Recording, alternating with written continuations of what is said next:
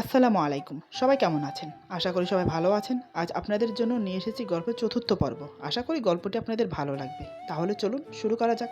আমার পেছনে তিশা এসে দাঁড়িয়েছে। আমি বুঝতেই পারিনি লাস্টের কথাটা আমি একটু জোরেই বলেছি। ঘুরে কিছু বলতে যাব, এমন সময় ঘটল এক ঘটনা। হঠাৎ করে ঘুরে তাকাতে যাব, তিশা ভয় পেয়ে পিছোতে যাবে।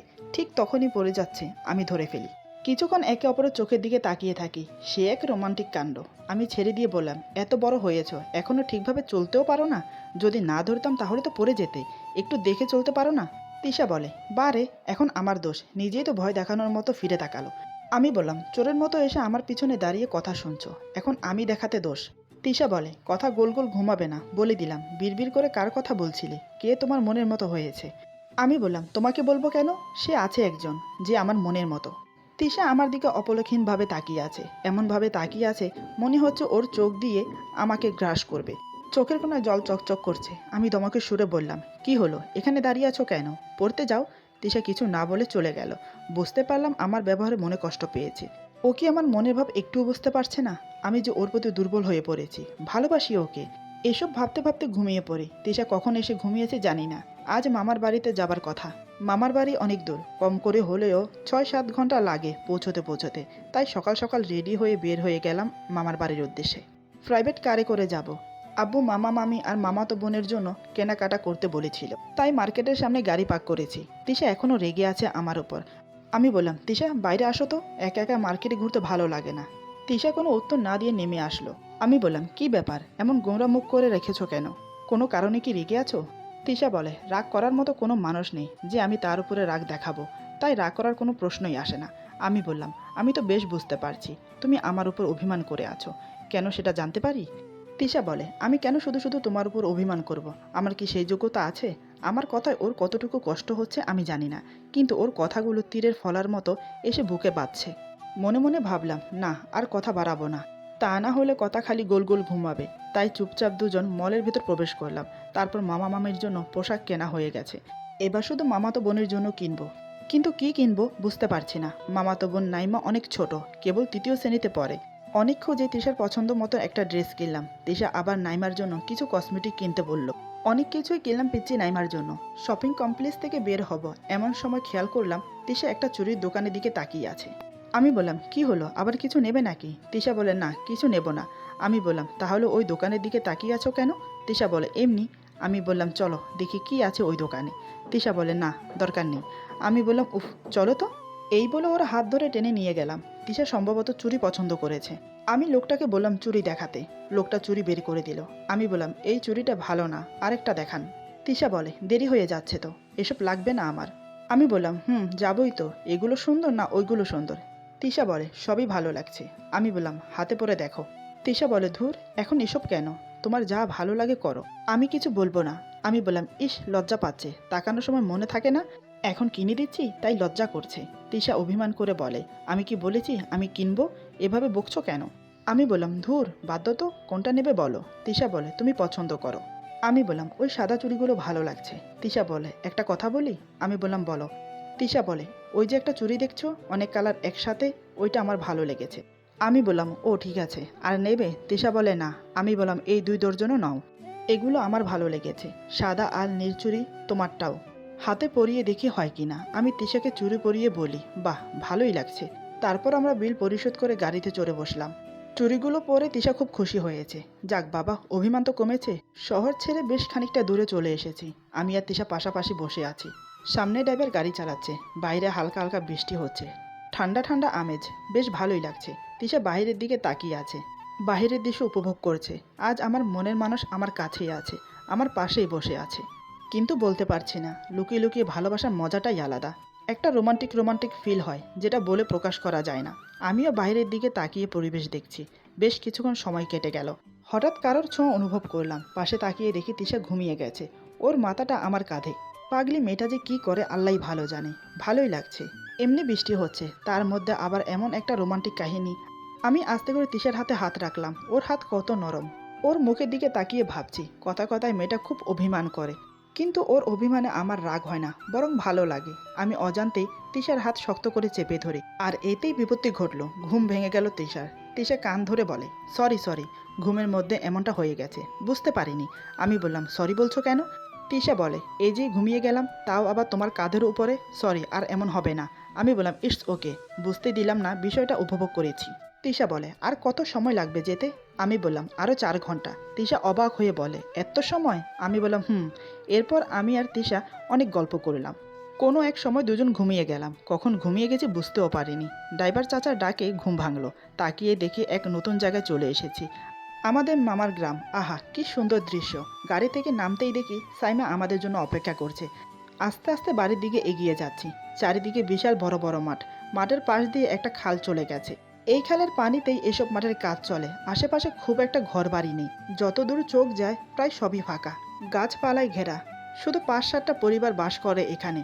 অবশ্য মাঠের পাশে বাড়ি হওয়ার পরেও বাড়ির অন্যরকম একটা পরিবেশ আছে। আর এই সাইডে বাড়ি না থাকলেও খালের অপর পারে জনবহুল এলাকা। পারাপারের জন্য একটা সাঁকো রয়েছে, বিভিন্ন ধরনের গাছগাছালিতে ভরা, বন ও গাছে মেঠো পথ ঢাকা। আর বৃষ্টি হওয়ার জন্য কাদা, ভালোই লাগছে, পা পিছলে গেলেই শেষ। মামা আর মামি আমাদেরকে দেখে অনেক খুশি হয়েছে। রাতে সবাই একসাথে বসে গল্প করছি। তিশাকে মামা মামির জন্য কেনা ড্রেসগুলো আনতে বললাম। মামা মামি অনেক খুশি হয়েছে, সাথে পছন্দও করেছে। উপহার সামগ্রী ভালোবাসা বিদিতে সহায়ক, আজ এটার বাস্তব প্রমাণ পেলাম। রাতে সবাই মিলে একসাথে বসে খাচ্ছি। মামা আর মামি তিশার সাথে বেশ ভালোই মিল হয়েছে। ভেবেছিলাম কালো বলে অবহেলা করবে, কিন্তু তার বিপরীত কিছু হলো। আবার নাইমাও খুব দ্রুত তিশার ভক্ত হয়ে গেছে।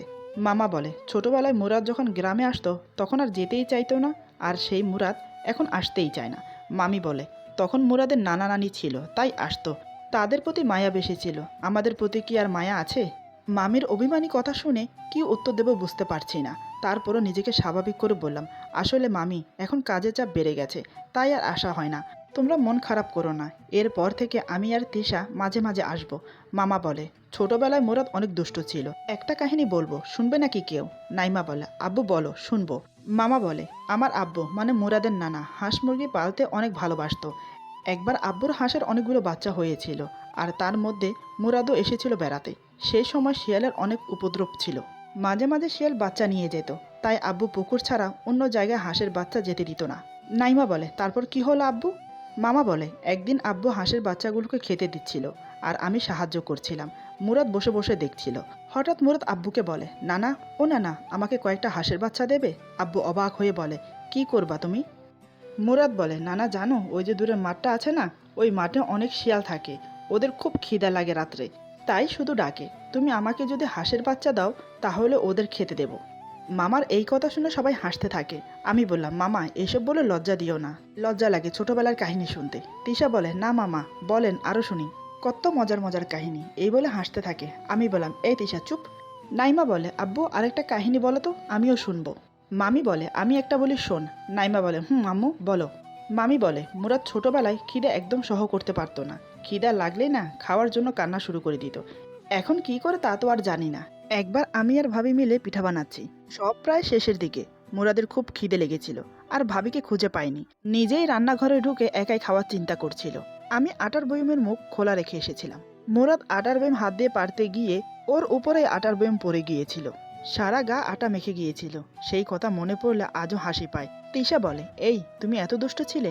আমি বললাম, মামি এসব আর বলো না, লজ্জা পাচ্ছি। তিশা বলে, জানেন মামি এখনো খাবার পাগল আছে, একটু এদিক ওদিক হলেই শেষ। এভাবে গল্প করতে করতে আমাদের খাওয়া শেষ হলো। রাত 11:40 বেজে গেছে, বাড়ির সবাই ঘুমিয়ে গেছে। আমি আর তিশা জানালার পাশে বসে গল্প করছি। ওর সাথে ইদানিং মাঝে মাঝে বসে গল্প করি, না হলে ও আবার খুব মন খারাপ করে। আগে তো কাছেই যেতে চাইতাম না, তবুও এখন একটু একটু কাছে যাই। পরিষ্কার আকাশ, আকাশের চাঁদ, হালকা হালকা বাতাস, অসাধারণ পরিবেশ।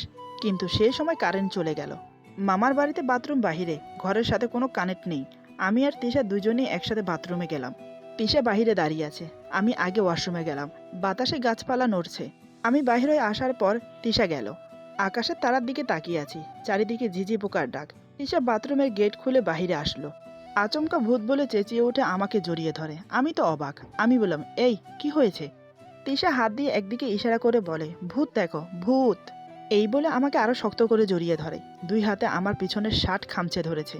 আমি বললাম, কই, কিছুই তো দেখছি না, ভালো করে দেখাও তো। তিশা মাথা তুলে মাঠের দিকে দেখাতে গিয়ে বুঝতে পারলো সে আমাকে জড়িয়ে ধরে আছে, আমাকে ছেড়ে দিল।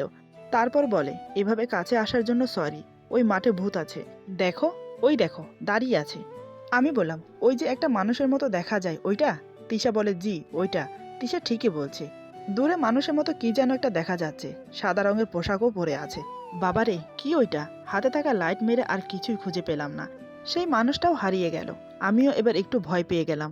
যদিও এসব ভূতে বিশ্বাস করি না, ভয়ে ভয়ে দুইজন চলে আসলাম রুমে। এসেই শুয়ে পড়েছি। আমি জানি এখন ঝোনাকি দেখলেও তিশা ভয় পাবে। আমি খুব একটা ভয় পাচ্ছি না, তবে তিশা সেই আকারে ভয় পেয়েছে। বিছানা ঠিক করাই ছিল। আমি শুয়ে পড়লাম। পরিবেশ নিঃশব্দ হওয়ায় অনেক দূর থেকে শিয়ালের ডাক শোনা যাচ্ছে। তিশা এবার দেখছে শিয়ালের ডাকেও ভয় পাচ্ছে। আমি বেশ মজা পাচ্ছি। সন্ধ্যাবেলায় সবাই মিলে আমাকে নিয়ে হাসাহাসি করলো, আর এখন নিজে ভূত দেখে ভয় পেয়েছে এই ভেবে মনে মনে হাসছি। আমি বললাম, এই ঘুমাবে না? তিশা বলে, ঘুমাবো, কিন্তু খুব ভয় লাগছে যে। এই বলে আমার মাথার পাশে এসে বসলো। তারপর বলে, একটা কথা বলবো? আমি বললাম, হুম বলো। তিশা বলে, আমার অনেক ভয় লাগছে। এমনি ভূত দেখলাম, আবার এখন শিয়াল ডাকছে। শিয়ালের ডাকে ভয় লাগে। আমি বললাম, ছোট বাচ্চা নাকি যে ভয় পাও? তিশা বলে, জানি না, বলছি আজকের জন্য মাঝের বালিশটা সরালে হয় না। আমি অবাক হয়ে বললাম, কি? তিশা বলে, মানে আজকে একটু কাছে এসে শুয়ে থাকলে কি খুব সমস্যা হবে? ভয় লাগছে তো তাই বলছি, শুধু আজকেই। আমি ধমক দিয়ে বললাম, যদি কাল ভয় লাগে তো কি করবে? কখনো কি কাছে এসে থাকবে? তিশা বলে, আচ্ছা এত রাগ করা লাগবে না, ভয় লাগছিল তাই বলছিলাম, ঘুমাও তুমি। এই বলে তিশা আবার দূরে গিয়ে বসলো। কি যে করবে বুঝতে পারছে না। আমার মায়া হলো, তাই বললাম, শুধু আজকের জন্য হলে থাকতে পারো, আমিও এটা চেয়েছিলাম, কিন্তু সেটা বুঝতে দেওয়া যাবে না। তিশা চুপ করে আছে। আমি বললাম, কিছু বলছি আমি। তিশা এখনো চুপ করে বসে আছে। কি অভিমানী মেরে বাবা, কথায় কথায় অভিমান করে। আমি বালিশ সরিয়ে বললাম, বালিশ সরিয়ে দিয়েছি, আজকের জন্য একটু কাছে এসে ঘুমাতে পারো, তবে বেশি কাছে আসবে না। কিছু না বলেই তিশা বালিশ নিয়ে কাছে এসে ঘুমিয়ে পড়লো। আমি মুচকি হেসে ঘুমিয়ে পড়ি। হঠাৎ মাঝরাতে শীত শীত লাগছে। ঘুম ভেঙে গেল। বাহিরে বৃষ্টি হচ্ছে। টিনের চালের শব্দ বেশ ভালোই লাগছে। একটু নড়তে যেতেই বুকের মাঝে গরম কিছুর অনুভব করলাম। ইস রে, কোথায় তিশা আমাকে জড়িয়ে ধরে থাকবে আর আমি সকালে উঠে বকবো, এখন তার উল্টো হলো। আমি নিজেই তিশাকে জড়িয়ে ধরে শুয়ে আছি। ইস, কি হবে? যাই হোক, আমি আরও কাছে টেনে বুকের মাঝে লুকিয়ে রাখি, কারণ তিশার ঠান্ডা লাগছে। তাই সে গুটিসুটি মেরে শুয়ে আছে। আমি আর ঘুমোলাম না, ওর মাথায় হাত বুলিয়ে দিচ্ছি। সকাল হতে আর বেশি সময় নেই। একটু পর তিশা নড়ে ওঠে। আমি ওকে বুঝতে না দিয়ে আস্তে করে সরে আসলাম। মোবাইলটা হাতে নিয়ে দেখি ফজরের আজানের আর মাত্র 30 মিনিট বাকি আছে। আজকে আমি তিশাকে ডেকে দিলাম ঘুম থেকে। দুজনে উজু করে আসলাম, এবার সালাত আদায় করব। তিশা বুঝতেও পারেনি আমি ওকে জড়িয়ে ধরেছিলাম। এতদিন অনেক কিছু হয়েছে ওর আর আমার মাঝে, এই মেয়ে কিছুই টের পাইনি। ভাবলে হাসি আসে আমার। কি আজব মেরে বাবা। এইভাবে হেসে উঠলাম। তিশা বলে, এই তুমি হাসছো কেন? আমি বললাম, কিছু না। বিকেলে আমি, তিশা, আমার মামাতো বোন নাইমা একসাথে ঘুরতে বেরিয়েছি। চারিদিক ঘুরে দেখছি। পরিবেশ দারুণ সুন্দর, দেখলে চোখ জুড়িয়ে যায়। তিশা ছাগলের বাচ্চা দেখে ওদের পিছে পিছে ছুটতে থাকে। আমি আর নাইমা দেখে হাসছি, কারণ একটা বাচ্চাও ধরতে পারেনি। নাইমা একটা ধরে দিল। অনেকক্ষণ ধরে দুজন ছাগলের বাচ্চার সাথে খেলে। আমি অবাক হয়ে দেখে যাচ্ছি। তারপর আমরা বাড়ির দিকে রওনা দিলাম। কিছু দূর আসতেই তিশা পিছলে পড়ে গেল। কাদায় একদম পুরো শরীর মাখামাখি। কাল বৃষ্টি হওয়ার কারণে জায়গায় জায়গায় কাদা পানি জমে আছে। তিশা পড়ে যাওয়া দেখে আমি কি হাসবো না বকা দেব বুঝে উঠতে পারছি না, কারণ মেয়েটা পায়ে খুব ব্যথা পেয়েছে। আমি এগিয়ে এসে উঠে দাঁড় করালাম। জিজ্ঞাসা করলাম, একটু দেখে চলতে পারো না? তিশা বলে, দেখেই তো চলছিলাম, হঠাৎ কিভাবে যে পা পিছলে পড়ে গেলাম বুঝতেই পারিনি। আমি বললাম, ছোট বাচ্চার মতো এভাবে ডাংডাং করে হাঁটলে পড়বে না তো কি করবে? তিশা করুণ কণ্ঠে বলে, তুমি রাগ করছো কেন? আমি কি ইচ্ছে করে পড়ে গেছি? আমি বললাম, এখন হেঁটে যেতে পারবে? তিশা বলে, মনে হয় পারবো না, পা ফুলে গেছে। আমি তাকিয়ে দেখলাম সত্যি মেয়েটার পা ফুলে গেছে। অগত্যা কি আর করা, ওকে এখন পাজা কোলে করে বাড়ি নিয়ে যেতে হবে। আমি ওকে পাজা কোলে করে হাঁটতে লাগলাম। তিশা বলে, এই তুমি কি করছো? ছাড়ো আমাকে, মামা মামি দেখলে কি ভাববে বলো তো? আমি বললাম, আমার শখ হয়নি তোমাকে কোলে করে নিয়ে যেতে। না, আমার কোনো ইচ্ছা আছে, শুধু পায়ে ব্যথা পেয়েছো বলে নিয়ে যাচ্ছি, এখন চুপ থাকো। কথাগুলো আমি রাগের সাথেই বললাম, কারণ বাইরে ঘুরতে আসা পর্যন্ত এই মেয়ে আমার সাথে একটি কথা বললো না। ছাগলের বাচ্চা আর নাইমার সাথে খেলে গেছে, আর আমি গাধার মতো দাঁড়িয়ে দাঁড়িয়ে তা দেখে যাচ্ছিলাম। রাগ হলেও তবে মেয়েটার জন্য খারাপ লাগছে। পাটা ফুলে গেছে, কয়দিন বিছানায় পড়ে থাকবে কে জানে। এসব ভাবতে ভাবতে বাড়িতে চলে এলাম। আমাদের এই অবস্থা দেখে মামা মামি দুজন এলো। মামি ব্যস্ত হয়ে জিজ্ঞেস করে, কি রে, কি হয়েছে তিশার? আমি বললাম, পা পিছলে পড়ে গেছে। মামি বলে, তিশা পড়ে গেছে বুঝলাম, কিন্তু তোর গায়ে এত কাদা কেন? তুইও কি পড়ে গেছিস নাকি? এই বলে মামি মুসকি মুসকে হাসছে। সত্যি বলতে আমার একটু লজ্জা লাগছে। তিশা তো লজ্জায় আমার বুকে মুখ লুকিয়ে আছে। মেয়েটা আমার গলা জড়িয়ে আছে, ভালোই লাগছে। আমি নিজেকে স্বাভাবিক করে বললাম, আমি পরিনি। তিশাকে নিয়ে আসতে আমার গায়ে কাদা লেগে গেছে। মামি রসিকতা করে বলে, ও আমি তো অন্য কিছু ভেবেছিলাম। যাই হোক, মেয়েটাকে কলপারে নিয়ে যা। তারপর আমরা দুজন কলপার থেকে ফ্রেশ হয়ে রুমে গেলাম। মামি কোথা থেকে গোল গোল ওষুধি পাতা নিয়ে আসে। তারপর সেগুলোকে গরম করে করে তিশার পায়ে ছ্যাঁকা দিল। প্রায় অনেকটা ফুলা কমে গেছে। বলতে গেলে পাতাগুলো ম্যাজিকের মতো কাজ করেছে। এই ঔষধি পাতা গ্রামের মেঠো রাস্তায় পাশে পাওয়া যায়, দেখতে কাঁঠাল পাতার মতো। গাছটা হয় সাদা রঙের। সেই গাছের সবকিছুই উপকারী। গাছের পাতা, ফুল, আবার সেই গাছের আঠা। সেই গাছের পাতা পরিয়ে দাঁত মাজলেও কিন্তু দাঁতের ব্যথা কমে যায়। কোমরের ব্যথা হলেও পাতা গরম করে ছ্যাঁকা দিলে ভালো হয়ে যায়। যাই হোক, রাতের খাবার মামি রুমে দিয়ে গেল। আমি তিশাকে নিজের হাতে খাইয়ে দিলাম। মেয়েটার জন্য এত কিছু করি, তারপরও পাগলি মেয়েটা বোঝে না আমি তাকে ভালোবাসি। আমি বলতে চাই, কিন্তু তার কথা মতো গোলাপ ফুল ফুটলে সেই ফুল দিয়ে তাকে প্রপোজ করতে হবে। কি অদ্ভুত আবদার! তাই ওয়েট করছি। আমি বকা দেওয়ার ফলে চুপচাপ বসে আছে তিশা। কিছু জিজ্ঞেস করলেও উত্তর দেয়, তা না হলে একটি কথাও বলে না। কি আজব অভিমান রে ভাই, কিছু হলে বলতেও পারবো না। আমি ওর পাশে বসে বললাম, তুমি কি রাগ করেছো? তিশা আমার চোখের দিকে তাকিয়ে বলে, তুমি আমাকে এমন করে বকো কেন? আমার কষ্ট হয় না বুঝি? বুঝতে পারলাম কান্নায় ওর গলা ভারী হয়ে আসছে। আমি ওর হাতে হাত রেখে বললাম, এই পাগলি, রাগ করো না, সরি। আর বকবো না, তুমি পড়ে গিয়েছিলে। ভাগ্যিস পায়ে একটু ব্যথা পেয়েছো। যদি পা ভেঙে যেত তখন কি হতো? সামনে পরীক্ষা, মনে আছে? তিশা বলে, মনে আছে। আমি বললাম, তাহলে লক্ষ্মী মেয়ের মতো এখন শুয়ে পড়ো। এই কথা শুনে তিশা উসখুস করছে। আমি বললাম, কি হলো, কিছু বলবে? তিশা বলে, না মানে আমি বললাম, কি বলবে বলো? তিশা বলে, রাতে আমার ভয় করবে। আমি বলি কি, আমি না হয় নাইমার সাথে গিয়ে ঘুমাই। আমি ওর কথা শুনে হেসে উঠলাম। তিশা অবাক হয়ে আমার দিকে তাকিয়ে আছে। এর আগে আমাকে এভাবে কোনোদিন হাসতে দেখেনি। আমি হাসি থামিয়ে বললাম, নাইমা ছোট, ওর পাশে ঘুমালে ভূত আসলে ও তোমাকে কিভাবে বাঁচাবে? ভূত তো তোমাকে নিয়ে চলে যাবে।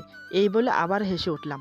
তিশা মুখ কালো করে বলে, আমার ভয় করছে আর তুমি হাসছো? ঠিক আছে, আমি না হয় মামির সাথে ঘুমাবো। আমি বললাম, তুমি আমার থেকে আলাদা থাকবে? হাদিসে স্বামী স্ত্রী আলাদা থাকা নিয়ে কি বলেছে তুমি জানো না? হাদিসে বলেছে স্বামী স্ত্রী আলাদা বিছানায় থাকলে সারা রাত ফেরেশতা নারদ দিতে থাকে, আর শয়তান সেই সুযোগটা কাজে লাগায়। স্বামী স্ত্রী আলাদা থাকা আমাদের নবী এবং আল্লাহ কেউই পছন্দ করে না। এখন ভাবো কি করবে? তিশা করুণ সুরে বলে, তাহলে এখন আমি কি করব? তুমি তো তোমার কাছে শুতে দেবে না। আমার যে ভয় করছে। আমি মুচকি এসে বললাম, আমার পাশে এসো, একটু দূরত্ব রেখে শুয়ে পড়ো, আমি আছি, ভয়ের কিছু নেই। আমার কথা শুনে তিশার মনে আশার আলো জাগলো। সে খুশি মনে আমার পাশে এসে শুয়ে পড়ে, তবে একটু দূরত্ব রেখে। আমি বেশ বুঝতে পারছি তিশা সত্যিই ভয় পেয়েছে। একদিক দিয়ে ভালোই হলো, ভয়ের উছিলে তিশা আমার পাশে এসে ঘুমোচ্ছে। রাতে আমাকে আর কষ্ট করতে হবে না, হাত না বাড়াতেই পেয়ে যাব বুকে। ওর দিকে তাকিয়ে মুচকি এসে শুয়ে পড়লাম। একসময় ঘুমিয়েও গেলাম। হঠাৎ কিসের একটা মিষ্টি গন্ধে ঘুম ভেঙে যায়। মিষ্টি গন্ধটা খুব তীব্র, তাই বারবার গন্ধটা পাচ্ছি।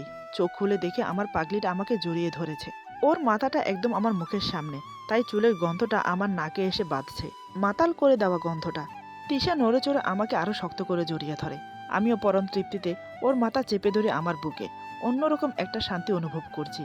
ধীরে ধীরে কপালে কিস করলাম, মাথায় চুমো খেলাম, তারপর ঘুমিয়ে পড়লাম। তবে আমি ওকে ছেড়ে দিয়েছিলাম, কিন্তু ও আমাকে ছেড়ে দেয়নি, আমাকে জড়িয়ে ধরেই ঘুমাচ্ছে। সকালে আমার আগেই ঘুম থেকে ওঠে, কিন্তু আমি যে তার আগে ঘুম থেকে উঠেছি সেটা টের পাইনি। যখন দেখলাম ও ঘুম থেকে উঠেছে, আমি ঘুমের ভান ধরে চোখ বন্ধ করে আছি। তিশা উঠে দেখে সে আমাকে জড়িয়ে ধরে ঘুমোচ্ছে। ঝটপট আমাকে ছেড়ে দেয়। তারপর নিজের মুখ চেপে ধরে বলে, হায় আল্লাহ, এটা কি হলো? মুরাদ যদি জানতে পারে তাহলে তো আমাকে খুব বকা দেবে। তাই হলো। আমি উঠে রাগিত সুরে বললাম, তুমি তো আচ্ছা পাজি মেয়ে, ভয়ের নাম করে আমাকে জড়িয়ে ধরে ঘুমাচ্ছ। তোমার সাহস হয় কি করে আমাকে জড়িয়ে ধরা? তিশা কানে ধরে বলে, আমাকে মাফ করে দাও।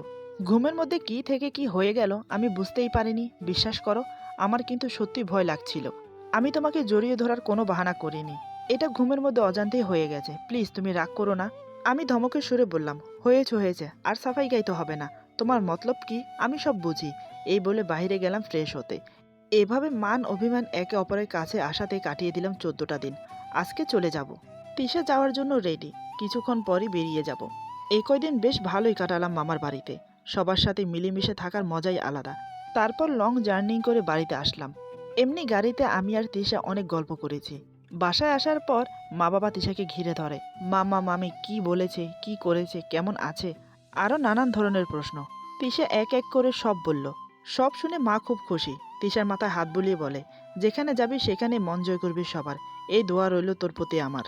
এমনিতে মা বাবা দুজন তিশাকে অনেক ভালোবাসে। তিশাও নিজের মা বাবার মতো ভালোবাসে। আর 15 দিন বাকি আছে কলেজের পরীক্ষা। তিশা পড়াশোনা নিয়ে ব্যস্ত। আমি রাতে কয়েকবার গিয়ে গিয়ে দেখে আসি। মেয়েটা রাত 2টো পর্যন্ত পড়াশোনা করে। একদিন কারেন্ট চলে গিয়েছিল। তিশা মোমবাতি জ্বালিয়ে পড়ছিল। আমি তিশাকে দেখার জন্য তিশার রুমে গেলাম। আমাকে দেখে আচানক তিশা যা করলো তা দেখে আমারও হুঁশ উড়ে যায়। শুধু তাই নয়, মা বাবা পর্যন্ত অবাক হয়ে যায়। এরপর যা হলো, আজকের গল্প এখানে সমাপ্ত। গল্পের বাকি অংশ পেয়ে যাবেন আগামী পর্বে। আশা করি গল্পটি আপনাদের ভালো লাগবে। যদি ভালো লাগে তাহলে লাইক, কমেন্ট এবং সাবস্ক্রাইব করে আমাদের পাশে থাকুন। পাশে থাকা বেল আইকন প্রেস করে দেবেন। তাহলে আমাদের নিত্য নতুন ভিডিও আপনাদের কাছে পৌঁছে যাবে। সবাই ভালো থাকবেন, সুস্থ থাকবেন। আল্লাহ হাফেজ।